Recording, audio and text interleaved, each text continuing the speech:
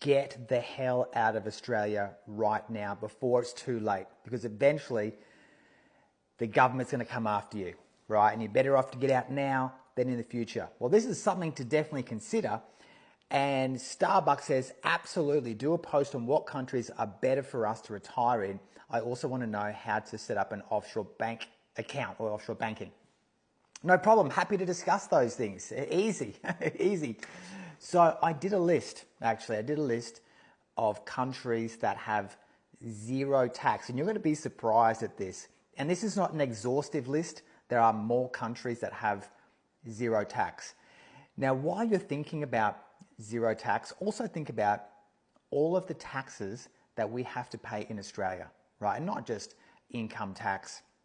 There's obviously GST, which is a tax on everything.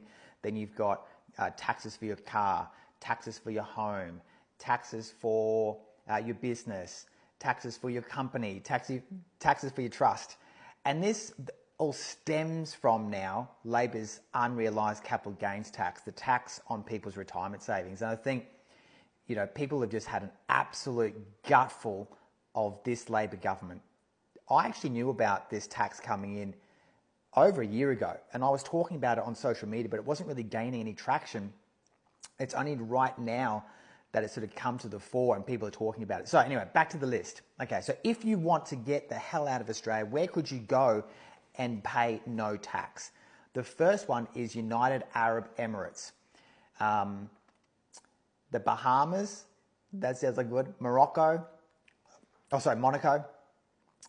Antigua and Barbuda, I probably pronounced that wrong. St. Kitts and Nevis.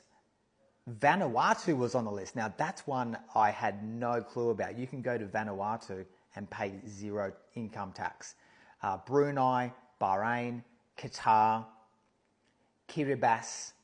Now, I had to look that one up. Kiribati is actually a tiny set of islands in the Pacific Ocean, sort of halfway between Australia and the US. So under sort of Polynesian type islands.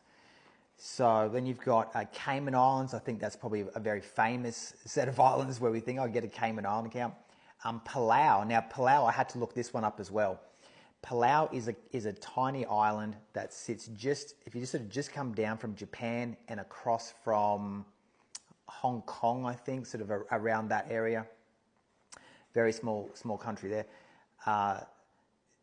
Seychelles, St. Vincent and Grenadines, Dominica, Anguilla, Montserrat, probably sort of butchering that name too, Turks and Caicos Islands, St. Lucia, and wait for this one. This is not all of them. Wait for this last one. Nauru.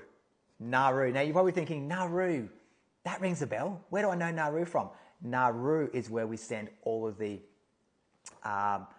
economic migrants.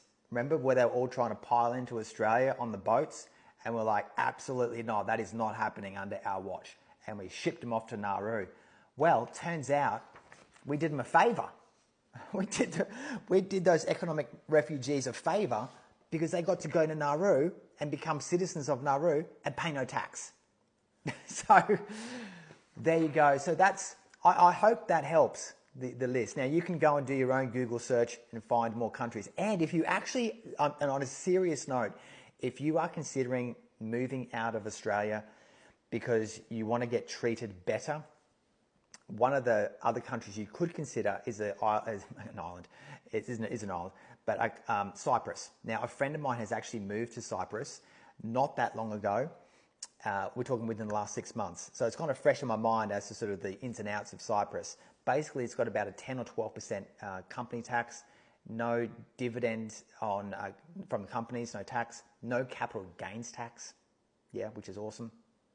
And you only have to live there 2 months of the entire year to become a tax resident of Cyprus. Very handy to all European countries, England, like hour to 2 hour flights basically to England, France, Germany, Italy, etc. And It's 300 days of beautiful weather, basically like the Gold Coast. Go and do some research. It was incredible of what you can get in Cyprus. Yeah, you get treated very, very well. They actually want people to move to Cyprus and bring their money with them. So it's definitely something to think about. Now, in wrapping this up, as to think about setting up offshore banking, sorry, that's not going to happen. The tax laws in Australia, you cannot simply live in Australia, set up a company over in a tax-free nation, and then just say, well, no, I have a company in a tax-free nation, so therefore I don't have to pay any tax in Australia. It doesn't work like that. And even if you think about it, let's say you've got your company overseas, but how are you now making money in Australia to live? So let's say you have to repatriate money into an Australian bank account. Boom, there you go. It's now taxable, right? It's going to be a money trail. Keep in mind too that all the banks all report to the tax office, so they know what's coming in and out of your bank accounts. It's over the top, I know, but they do that so you make sure that you can't fly under the radar. So if you actually don't want to pay tax in Australia and you want to set up offshore banking, then you literally have to move out of the country and pack up everything in Australia, and you're no longer a tax resident of Australia, you become a tax resident of a different country. But what I want to say though, and I promise I'll wrap this up now, if you want to know more information about this, there's a really good YouTube channel. It's called Nomad Capitalist. Go and check it out. And they talk about all the tax-free nations, how to get passports, how to set up companies and bank accounts overseas.